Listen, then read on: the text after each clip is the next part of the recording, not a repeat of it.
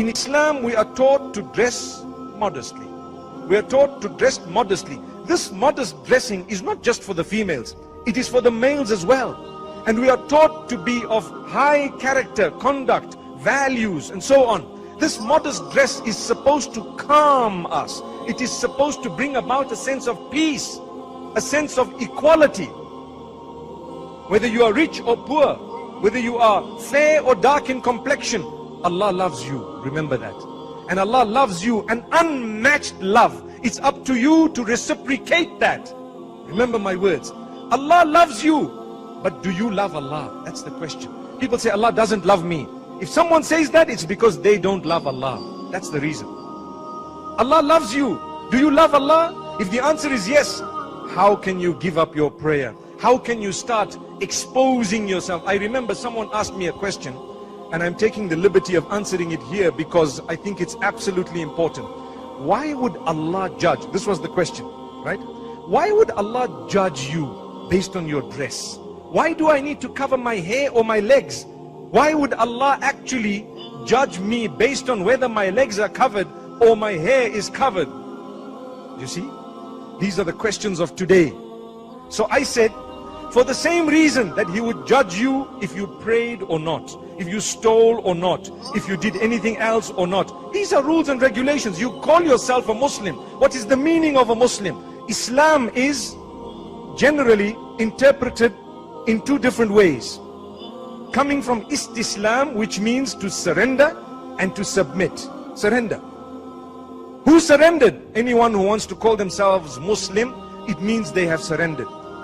If they don't want to surrender, well, stop calling yourself a Muslim. But today they want to say, I'm a Muslim and I won't surrender. It's a different thing if you have a weakness. If you're weak and you know that, look, I'm supposed to be doing this, but I'm weak. Oh Allah, forgive me. Then you're a sinful person, perhaps, or you are struggling to do the right thing. But if you are a defiant person and you say, I'm a Muslim, but who says alcohol is haram? I'm a Muslim. Who says gambling is haram? I'm a Muslim. Who says adultery is haram? If that's the case, please, you can do what you want because you are answerable to Allah, but don't call yourself a Muslim because you have not submitted to Allah. And you want to change the deen. That's what people are trying to do today. They want to change the deen in a way that they will bring about things that are not in the deen into the deen and say it's the deen. And they want to remove things from the deen and say that's the deen. And if you are sticking to the straight and narrow, they will call you an extremist perhaps. May Allah forgive us. May Allah subhanahu wa ta'ala guide us. We need to develop ourselves. I cannot shove down your throat anything. I can only encourage you. And if you see me doing wrong, you can encourage me. And even if you don't see me doing something wrong, it's your duty to tell me, to encourage me, to remind me. Alhamdulillah. So people are doing things that are unacceptable and saying they are part of Islam. I was saying that there are two things. One is to submit, and two is peace. I'm sure we've all heard Islam means peace. You heard that? Islam means peace. And others will say Islam means to submit and surrender. The reality is it means both of them. You submit and surrender and you will achieve peace. No submission, no surrender, no achievement of peace. What does that mean? Allah's come with a recipe. He's given it to us through Muhammad sallallahu alayhi wasallam. It's amazing, it's unique, it's something that is a gift of Allah subhanahu wa ta'ala. And what do? We know it, we read it, we hear it, but we couldn't really be bothered. And we're still searching for peace. We're still searching for peace. Subhanallah. The peace is there. Fulfill your prayer. Wallahi, I promise you, my brothers and sisters, and this is a challenge for myself and yourselves. I promise you and I challenge you, get up for Salatul Fajr early. Considering it an honor. Try it. Consider it an honor.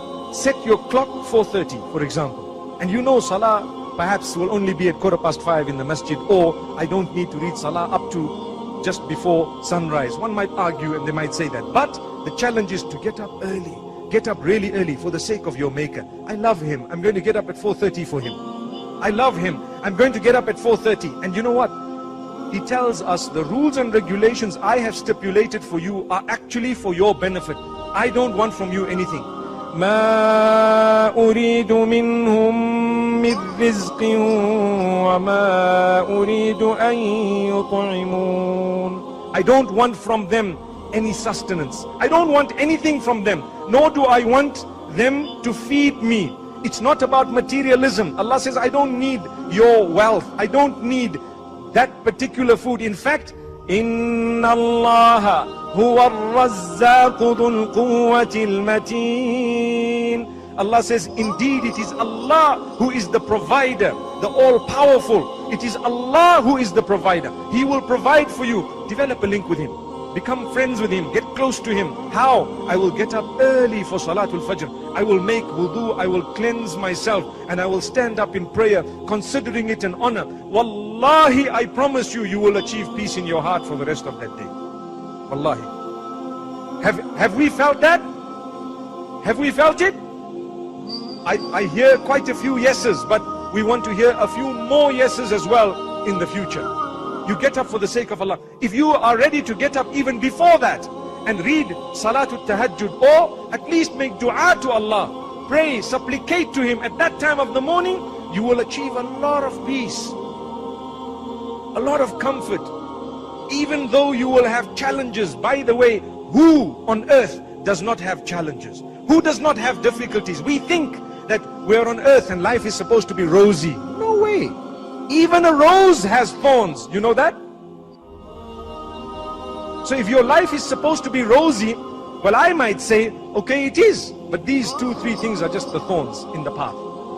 So what you have to do, make the most of the smell, the scent, mashallah, the rose, enjoy what it looks like. But once in a while you might be injured. There might be a little bit of blood here. What I mean is, things may not happen exactly the way you want it. Not everything can be smooth as you wish and as you want. Subhanallah. But what you do need to know is, life will be full of tests from the beginning to the end. And Allah says that.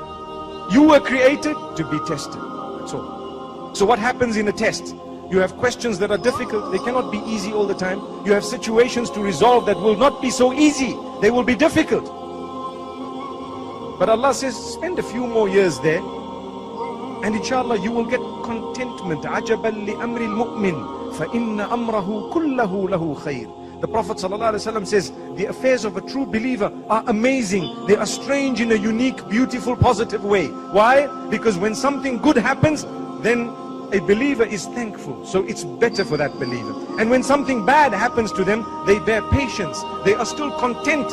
They surrender to the decree of Allah subhanahu wa ta'ala. So they are still happy. Many of us, we're not happy with the decree of Allah.